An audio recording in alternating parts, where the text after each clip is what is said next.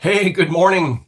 This is the Leafs Convo. Happy holidays, Merry Christmas, seasons, greetings. Norman, London, Mike in Buffalo on this December 21st, 2025, episode 15 of our eighth season. Mr. Augello, good morning. Your Maple Leafs 4-5 in the month of December, having lost two in a row, a 4-0 defeat at the hands of the Washington Capitals earlier this week, and then a 5-2 loss in Nashville against the Predators. Mr. Augello, just when we think it can't get any worse, it does. And we need to guard against this just being a bash fest for the next 45 minutes. But that's going to be difficult based on what I'm reading in the chat. Hello, sir. How are you?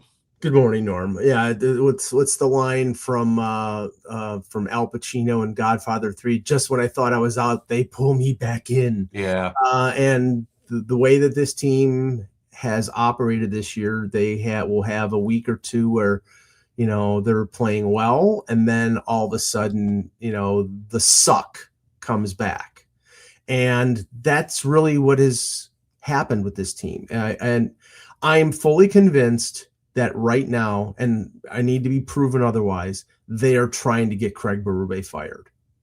They're, now you can say he's not the greatest tactician in the world. That's fine. I agree.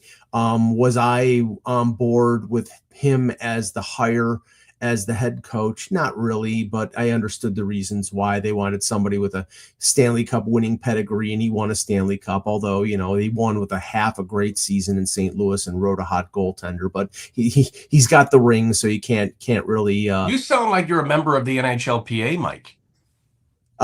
I don't know why you'd say that, but Well, just the way you're kind of ginning up the uselessness of Craig Berube, and then this idea that the players want to get him fired. I well, mean, no, I mean, let's be honest, the inmates shouldn't be running this asylum, my friend. right, but the reality is, in the salary cap world with no move clauses and all these things, the players are operating these teams, and Right. that's the issue. I mean, I'm hearing, like, I listen to stuff on the radio or on post game shows after the game and things of that nature. And let's trade Riley, let's trade Nylander, let's see if we can trade Matthews. It's not happening, folks. It's not happening. They got no move clauses unless you make it completely unpalatable for them to stay in Toronto. Right. They're not waiving. Mm-hmm. So they run the show. Now, the problem is right now is that you have to convince me otherwise. Based on their play, they are trying to get this coach fired, and he's exasperated. What he said after the loss in Washington, it's not a fireable offense because of what he said, but do you expect these players to follow him when he's essentially thrown them under I shouldn't say thrown under the bus. He's basically saying, okay, well, I've done everything I can. I've told them what they need to do, and they're not doing it. So go ask them. And I hear ask them, not me. Right. Ask them, not me. That speaks volumes. Mm-hmm. And it's like, okay, well, I've tried everything. I've said, this is the way you have to play. Right. You're not playing that. So ask them, because they're not playing that way. But if you expect this team to all of a sudden, the first move is always firing the coach. Right. And I don't care. And on the part of Leaf fans, no one cares that Craig Berube has 2 more years on his contract. Nobody, that should not be a factor. You're talking about Edward Rogers and Rogers Sport. They're going to spend more on a bad right-handed reliever than they are on the head coach of the team that, if they ever win anything, means something in Toronto, because nobody gives a crap about the Raptors. People give a crap about the Blue Jays, but you know what I'm saying. If the Leafs ever win the Stanley Cup, people will be, going completely bonkers. So if money and a contract is what is holding them back from firing Craig Berube, please stop. I think it would be astonishing for anybody to believe that the reason the Leafs are where they are is because of the head coach. However, as you say, he's the easiest one to expend at this stage of the game. Remember the Muskoka Five, Mike? What do we call Riley, Tavares, Matthews, and Nylander? What do we call them? At the end of the day, they are the inmates. They are running the asylum, and all of them have been dog shit. this month. They Matthews again. Like I don't think he'll ever be what he used to be. The captain, one of the best forwards in the world. He has not been great. Nylander's been terrible. Tavares has been very inconsistent as well. Morgan Riley. Those are your guys, right? Those are your guys, and they have not stepped up, especially of late. And you're right. Craig Berube is exasperated, and maybe he is desperate to the point where the more he says, the closer he'll get to severing ties with the Maple Leafs, and he can go back to drinking beer or go join another organization because he doesn't want to be a part of it either. This is the Convo, Norman, London, Mike, and Buffalo, and you. The chat is lively. We appreciate you being here. The Leafs are -5 on the season. The power play non-existent. 0 for 5 in Washington, 0 for 1 against Nashville. They scored a power play goal against Chicago. And the thing is, Mike, they beat they on the score sheet, they beat Chicago, but in reality, the Blackhawks beat themselves. So had they not coughed it up, the Leafs run of defeat here would have been, they would have been 3-6 in the month of December instead of 4-5. So geez, I mean, we're all left scratching our heads as to what is going to happen next. I mean, we've seen it all kind of unfold to this point, and none of us are stupid to believe that things are going to turn around just like that. But here we are on Sunday, December 21st, 2025. The Leafs are 6 points out of a playoff spot, about 10 points from the division lead. Michael Augello, what do we do? Well, I mean, this is where the lack of transparency on the part of the Maple Leafs really, I think, does them a disservice.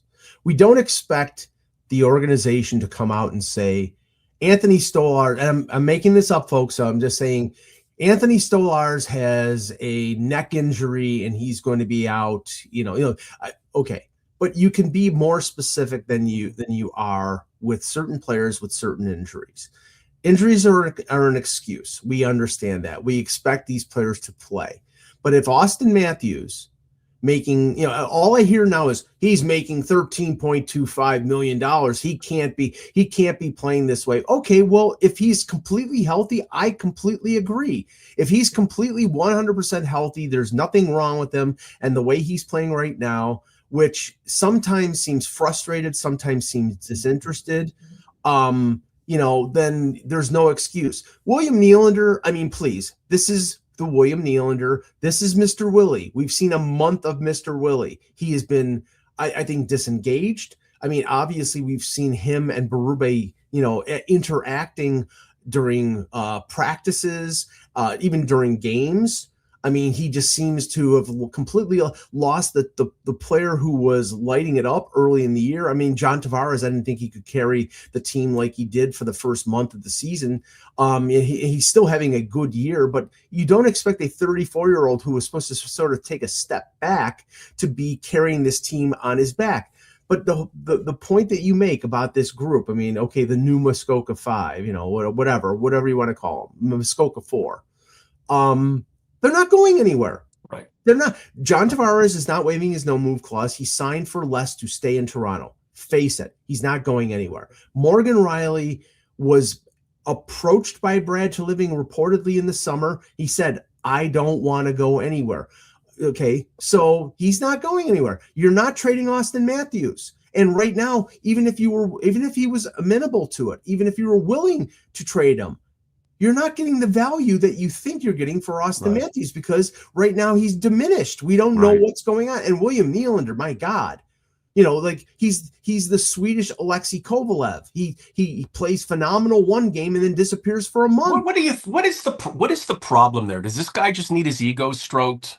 I don't know. What is the problem here? Because again, if he's upset with the head coach. The head coach is a fiery guy. He's the motivator. Nothing seems to be working. It appears that Nylander is despondent, and clearly the lack of production of late reflects that. So, I mean, is he kind of the poster child for this idea that the group wants the head coach fired? Is he kind of the de facto leader of this movement to have the head coach replaced and someone else come in? And then what's the result of that?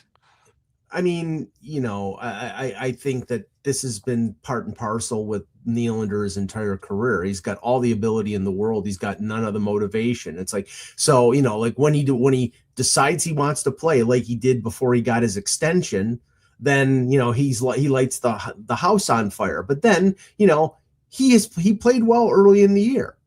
Right. He did, no doubt. But now, okay, he was sick. Okay, fine. It takes a week and I was sick last week. I got over it. I'm not an athlete, but what I'm saying, I'm 58 years old. So I'm sure an athlete in the prime of the his doctor did tell you to stay away from Maple Leafs coverage, Mike, and you're right back in the thick of it. I didn't go to a doctor because I don't have that great Canadian healthcare system. But I'll just say this. It's like, I mean, they've got company. It's not just Nylander. It's not just Matthews. It's not just the core. You turn to those guys because those are the guys you expect to get you out of the muck. Right. But I mean, here's the issue. Here's the problem, and here's the reality. The Buffalo Sabres have won 5 games in a row. Before they won 5 games in a row, they were 6 points out of the last playoff spot. Right. They've won 5 games in a row. You know how far they are out of the last playoff spot? 5. They gained 1 point. So the Leafs, even if they string 7 or 8 games in a row, they're going to need a lot of help from the teams. Do you think that winning streak has anything to do with the fact they changed the general manager? No, because they fired the general manager in the middle of it.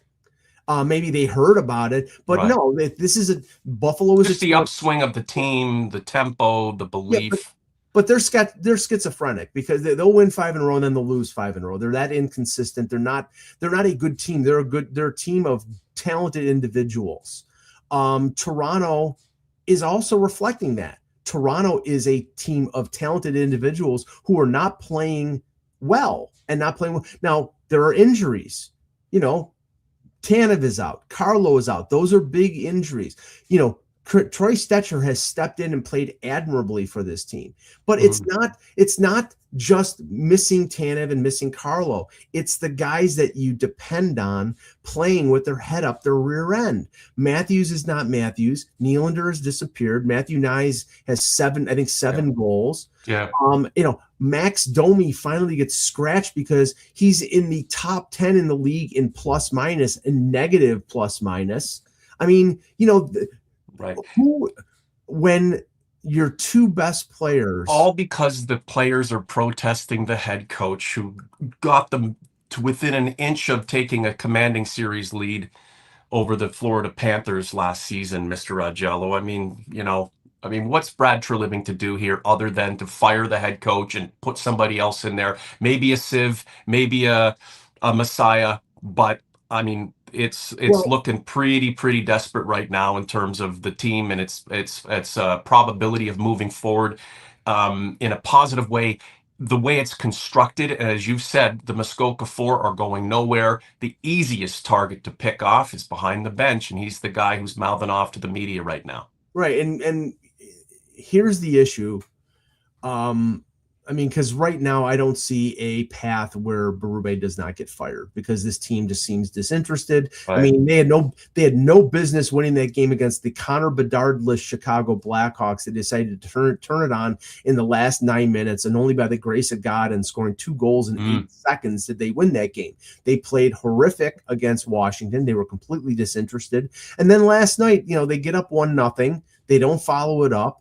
They, the Predators tie it up. They get up 2-1. They give up a goal late in the second period, and that game was over with when it was 2-2. It was over with. You knew Nashville was going to get the next goal, and then once that happened, and Morgan Rielly got undressed, and it's like, okay, but like I said, he's got company, folks. There's a lot of it's not on Morgan Rielly, and Morgan Rielly at this point in his career should not be a number 1 defenseman. He'd be a really good number 2 or number 3, but he's in the position with this team, because when everybody's healthy, you had a good 1 through 5 on this team. Now your number 5 defenseman is your number 1 in Oliver Ekman-Larsson, and that's because of injuries, but it's also because this team, I think, still. I thought their defense was the best defense that they had going into the season, but right now, 40% of that defense is on the injured list. OG's converts, like the content, subscribe to the channel. We need more subs. Okay, about 100 people in the chat right now. If you haven't subscribed to the channel, what are you doing? Like, you keep coming back. Help us out. We need the subs, and we appreciate you being here to support us. We've got your back through this crazy, pretty much fully disappointing season to this stage of the game, and we're nearly through 2025. Who the hell knows what 2026 will bring? Well, Alex 18NY, good morning, my friend. Berube is gone after tonight. So okay. they lose tonight in Dallas. I mean, I can't imagine Brad Treliving would make a, just a rash decision after the game, whether they win or lose. The momentum would have to be building up, and the I's would be getting dotted, the T's crossed ahead of any point where Brad Treliving is going to make that call to Craig Berube. Well, okay, Alex. Video spoke 1,000 words, and the look on Treliving's face with basically his head in his hands at the end of that game. I mean, if it's not after tonight when they play Dallas, it's after Tuesday, because then they have the break. Then they have the Christmas break. And, I don't want to hear, well, you can't fire the coach at Christmas. Bullshit. You can't. I mean, the clock is ticking here, folks. The question that Alex doesn't answer is who replaces Berube? Everybody says Peter DeBoer. Peter DeBoer, since starting in the NHL with I think it was the Devils and making the Stanley Cup final with the Devils, has never taken a job where the team wasn't good. San Jose, Vegas, Dallas. New challenges. Oh, new challenges, and it's an NHL job, but he's still getting paid by Dallas. I mean, he doesn't have to take this job. A lot of fans are, Mike, sorry to interrupt. A lot of fans are worried that Brad Treliving would be making any decision to help this or, augment this team going forward based on what he's done in his short tenure as a general manager. So you're damned if you do, damned if you don't. You don't like the general manager. You don't like the coach. You don't like the way the team is playing. What the F?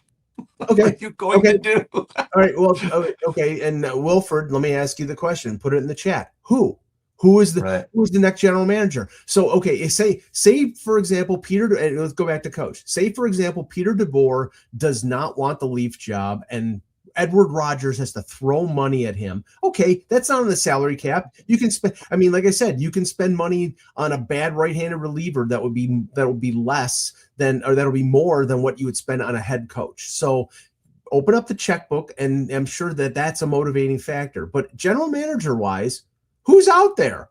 Right. Who? I mean, like, okay. I mean, Mark Bergevin, who was a general manager in Montreal, just got hired as an associate GM to Jarmo Kekalainen in Buffalo. Okay, so I don't know that there are a few people who have experience out there, but there are not many. So, I mean, the question is, this is up to Keith Pelly. Do you want Brad Treliving making the next decision on the head coach? If they're firing Berube now, I seriously doubt it's going to be a complete purge at 40 Bay, and you're going to fire the general manager and the coach. I don't think it's going to happen. Who is going to do right by the organization? Okay, who is going to do right by the organization? You've got the players in their corner, the head coach. We thought he was going to be the guy. It does not appear so. A general manager, most people don't believe in. Who will do right by the organization? Because, Mike, long after all of these guys have cleared out their condos and have headed to Florida or wherever the hell they live, the organization will still be in place, and we'll still be here as fans lamenting what could have been. Who will do right by this organization, and who is going to make the ultimate determination as to what this season means versus what the future really counts for? And I think that's the most important thing. You don't like the GM, you don't like the coach, we don't like the way the players are playing. So pump the brakes, man. Pump the brakes on this season and start thinking of the future. Well, I find it laughable, and this is what nobody is talking about. I find it laughable that people out there are saying, let's tank and let's rebuild. With what? You don't have your first round pick next year. You don't have your first round pick in 2027. The only way you'll have your first round pick next year is if you finish 32nd overall and you guarantee yourself a top 5 pick. And then the pick moves to the following year. So, okay. And this is a very good draft. But my point is it's tough to rebuild and it's tough to tank when you don't have first round picks. We're back in friggin' Phil Kessel land. So what can you do right now? right. And, Like, what makes you believe that this like whether it's a coaching change or an epiphany or well, I just mean, the guys, sorry Mike, are the guys saying to themselves, okay, look, we don't like anybody associated with the organization who's ahead of us, but we've got to pick it up and for our own sake try to make something of the season. What makes you believe they're going to be able to do that based on what we've seen so far? I don't believe it, but what I'm saying is there you don't have any other options because I mean right now, and I'm not advocating this. You do not trade futures. You do not trade Easton Cowan. You do not trade Ben Danford. You do not trade any more draft picks. Hell no. If anything, now it's like, Trillving has supposedly been out there the last month and saying he wants to make hockey trades. Who the hell is going to trade for players on this roster, trade player for player? Mark Hunter, oh my God, please. So You triggered him, Mike. no, like, You I mean, triggered him. and okay, they chose Kyle He Dubas. just put a comment out, Mike. Don't worry Yeah, about it. I know. But Hey, Spike 11 nominated you for general manager. You didn't make a comment on that because you saw that and you're thinking, you know what? yeah, okay. Phone's hot. Phone's hot. Give me a call. Yeah, Mike in Buffalo. He used to be a great general manager. Let me have that 6-pack of Labatt's on there on Saturday night. Yeah. Okay. So let's pause for a sec. Mike Augello is the general manager. December 31st, 2025. The team is way out of a playoff spot. The core is not producing. Right. Your head coach has seemed to have lost the room. Right. What are you doing?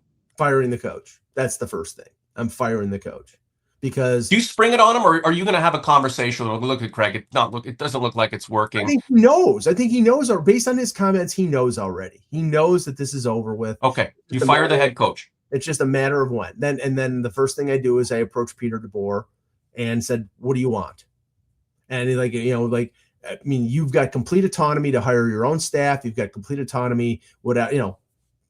Go to town because you're a successful coach. You've never won a Stanley Cup, but you've gotten to Stanley Cup finals. You win tons of game sevens. There you go. The next thing is if this thing is not turnaroundable, which is not a word. If this thing is not, you cannot turn it around and get back into the playoff race. Before March the 6th, I trade everything that's not nailed down. Meaning, I mean, if I can't get Scott Lawton on a deal that's reasonable, I'm trading him. Mike, you're making me excited. I like this direction. Right. I do. I like what you're doing. I'm taking anybody who's not, I'm trying to sucker anybody to take Max Domi's contract off your hands.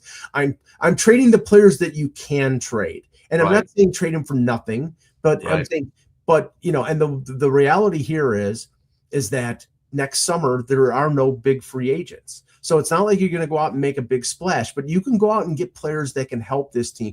Now, you could trade Nick Waugh. He's got a year left in his contract. You could trade Brandon Carlo, who's got a year left in his contract.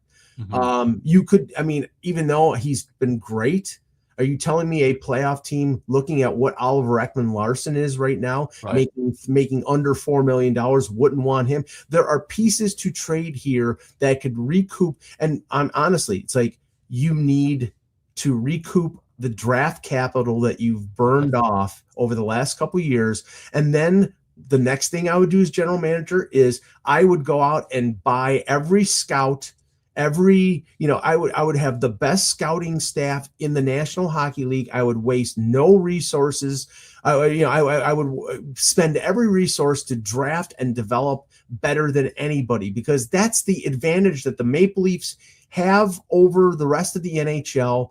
And I don't understand why they, maybe they have, I don't know what their budget is for scouting, but you should have the best scouting staff in the league. And honestly, I think they've done okay in certain aspects, but that's where you need to draft and develop and then make trades and make free agent signings. It's multi-dimensional, and that's what you need to do. The optics are brutal. The reality is worsening. The impression that fans are getting, this wannabe empire is already in decline without any trophies to show for it. The team isn't selling out games the way it should be selling out. And I can't see that trend changing at any point. soon, especially if the team keeps going Well, let, in a let, downward direction. let And me let me just illustrate that point, because I mean, and everybody is talking about the Jonas Siegel article in the Athletic about the attendance, and I mean, Toronto fans are not stupid. If the product sucks, they're not going to go. But right. I did see somebody respond to me when I retweeted that article and said, "Well, yeah, but all the home games that Jonas was talking about were coincided with when the Blue Jays were on their playoff run. So, October, November hockey is the most meaningless hockey out there. So are you gonna tell me that people were gonna go to see a Saturday night game against Buffalo rather than go see game There are one? 10 million people in the GTA. That's the city can handle it, Mike. I mean, I guess it's I'm not saying they and can't again, handle it. I'm not right, saying that, Norm, the people who didn't go to Rogers Center were right, watching the game on TV. The last place they wanted to be would be Scotiabank Arena, watching it on their phone. So, right, when the Blue Jays were having their magical run to right, a Game 7 loss, the fans, I think, were right, checked in more right. with the Blue Jays than they were with the Leafs. Yeah, I Now, don't know why anybody wants to go to that. It's the worst experience in sports. The arena's too small. You've got to wait 45 minutes to take a piss. A beer is $50. The team is lackluster. It's just shit. It's just shit right now, and it's just honestly, this is where we are, and the record and the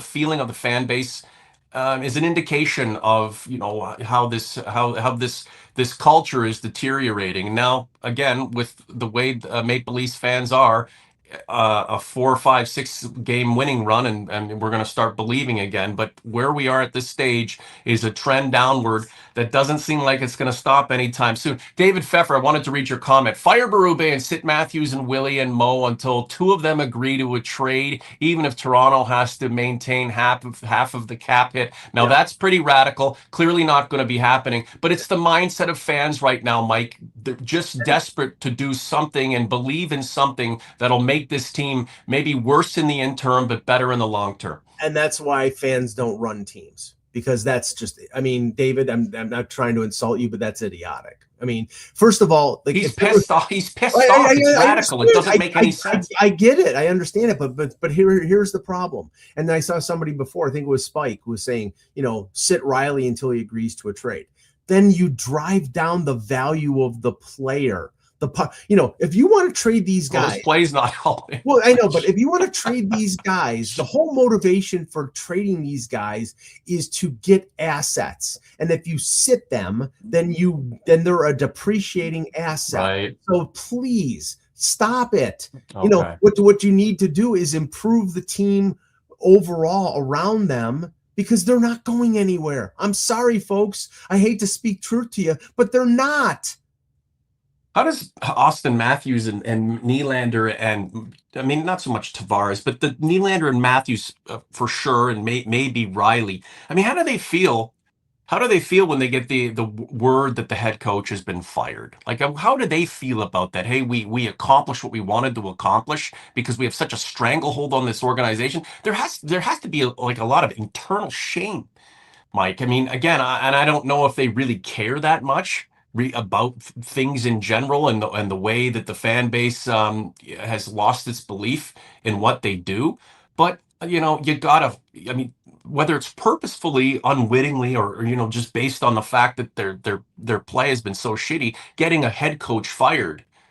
I mean, that's not a badge of honor, man. No, but Really. And then now you're getting this. You're getting this kind of impression, or you're building this impression of yourself around the league that you're a coach killer, right? I mean, how many yeah, coaches now have been through that organization while no, you've been the star of the show? but I mean, they're not the first, and they won't be the last. And this is the reality Right, of professional sports now. It's easier to fire the coach than to fire 20 players. right. And with like I said, with no move clauses and things that are, in the CBA, it's tough to completely flush a roster.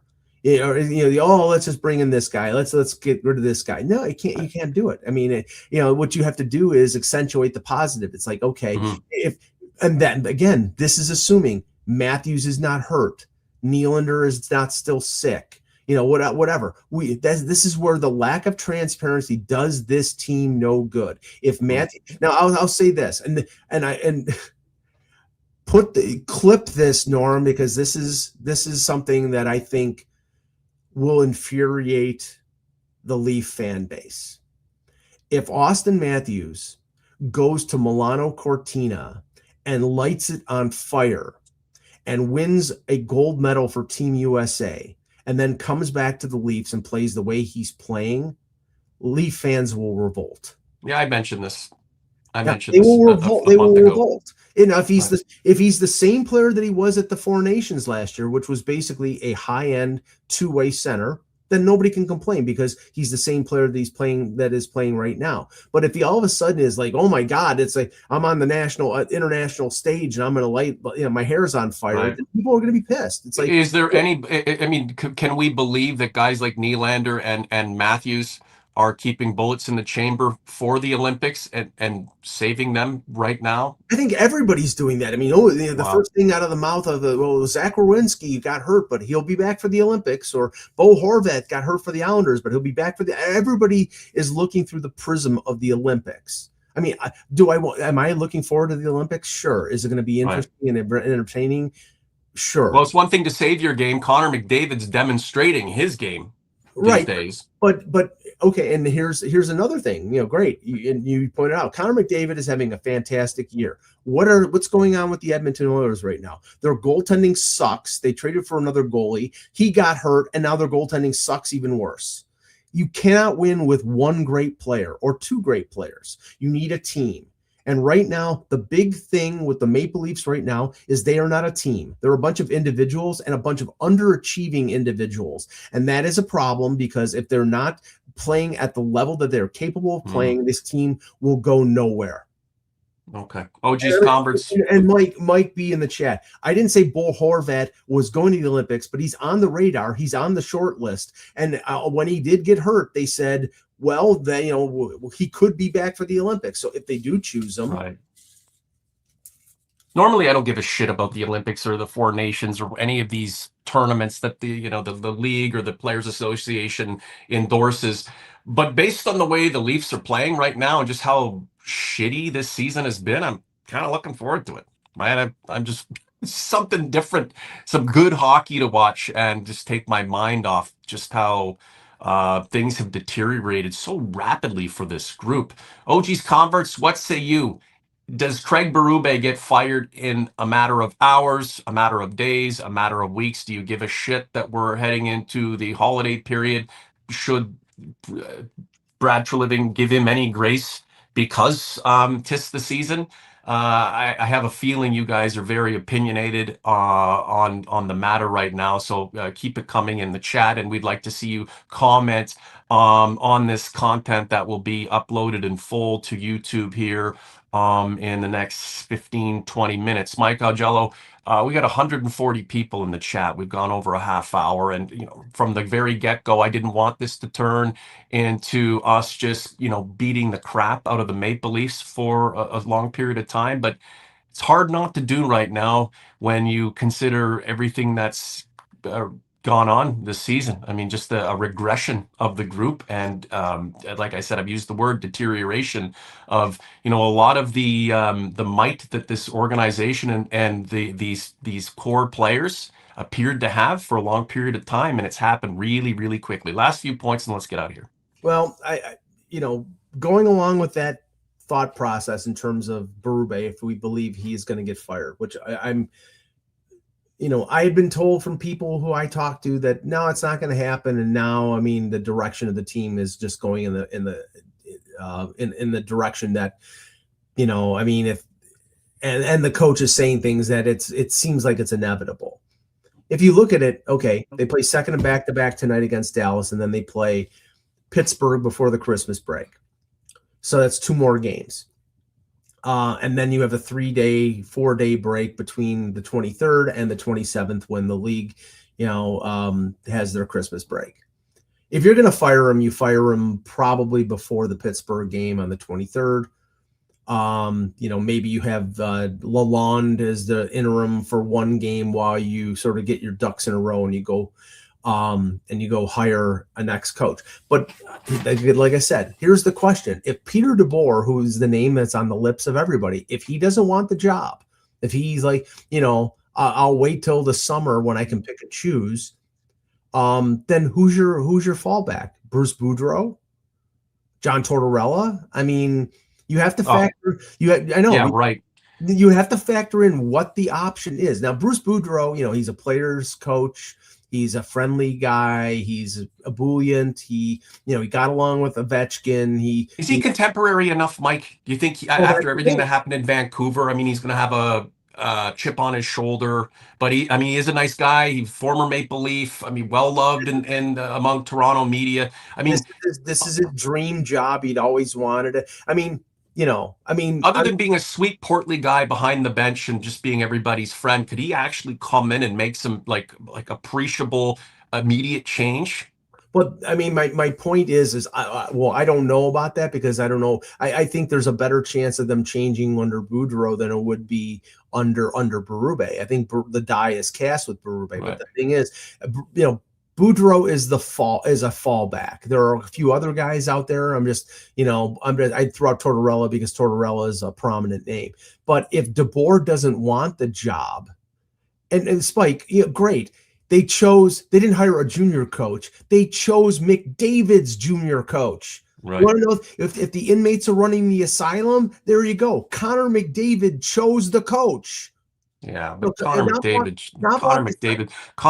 will have 2,000 points by the time his career ends. He is a throwback to 80s, 90s scores, but with today's fitness and capability and size and physicality. He might be the best player to ever play the game. Knobloch is not a bad coach. I'm not insinuating that, but what I'm saying is McDavid was aware of him and comfortable with him. And after Jay Woodcroft, they said, okay, why don't we hire my junior coach? And like, okay, we love you, Connor, so we'll do what you want.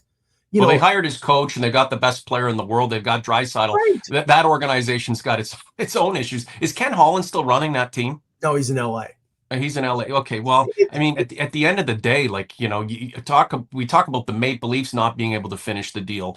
Neither of the Oilers. Then again, they've been to 2 straight Stanley Cup Finals. So I mean, they still have that. They've still got some trophies to show for it. Not maybe not the ultimate trophy that you'd want, especially with maybe the greatest player in the history of the game fronting your team. And how long will he be able to play at this clip? Mike, I don't know what else we want to talk about here. I think initially, as of like tonight, it's a win, but it's other than just kind of delaying the inevitable. What else does it really mean? We haven't really talked much about Marc Savard and the power play and just how abysmal it is. That's one of the main reasons why this team has been so lackluster. I mean, you score, 1-2 power play goals a game. You're in a much better position than you are right now. And while we may have, some kind of a crisis, not the one that we're confronted with. Last word to you. Yeah, the power play is a problem. 0 for 5 against Washington. But the issue here is firing. Firing assistant coaches during the year usually doesn't happen. That's something. And it is the personnel too, right? Yeah, that again, it comes back to the fact that Nylander and Matthews and Nyes and Tavares and Riley are not playing well. Now, yesterday, it didn't matter because they got, like you said, they had 1 penalty, 1 power play. So, whoopee. It's like, you need, for the part of it is opportunity, is generating chances. They're not generating chances on the power play. And when they do have the power play, they're playing terribly. So, things need to change, but when will that happen? We will see. Question for you. By the next time we get together, a week's time, most likely, but then again, maybe we do an emergency show. Is Craig Berube the head coach of the Toronto Maple Leafs? I'm going to say no. It's something. It's something. I mean, it's not what we expected, not what we had hoped for. I mean, when you go back to the start of this season or coming off of that disappointing playoff run, our ambition as fans was to be supporting a team that had unfinished business, not not one that was tying up the business of the head coach who's barely been, barely been with this organization. Right? Last year was his first year. I mean, a year and a half. I mean, that's a pretty short ass tenure, and it looks like that's certainly a possibility that he loses his job before 2026 rolls around. Anything else you want to add, Mike? Nope, I'm good. Yeah. Simon Murray. Morning, Norman, Mike. Things are heating up in Leafland, and we're almost into a dumpster fire territory. What's worse, a tire fire or a dumpster fire? Probably a dumpster fire because it smells worse. So where it's a tire fire that may be out of control here very soon. I don't know how they get it under wraps and get things back on track, but we will be watching with bated breath because that's all we can do. OG's converts, remember to like the content, subscribe to the channel. I want to see the subs moving up. A lot of people who join us on a weekly basis do not subscribe to the channel. I don't understand why. Again, you can do with your subs what you will, but I mean, you're part of our community, and the more you sub, the more you support the show, the more we can get into the algorithm there, and then we can grow as one, because that's what we need to do: stick together while the team we love and loathe so much falls apart. For Mr. Augello, I'm Norm James. Merry Christmas, happy holidays, season's greetings. Thanks for being here, guys. We'll be back in 1 week's time unless there's some big breaking news that we'll sink our teeth into. And who knows, maybe we do a show before then. Have a good one, guys. Thanks for being here. Remember, like and subscribe. Talk to you later. The Leafs Convo is out.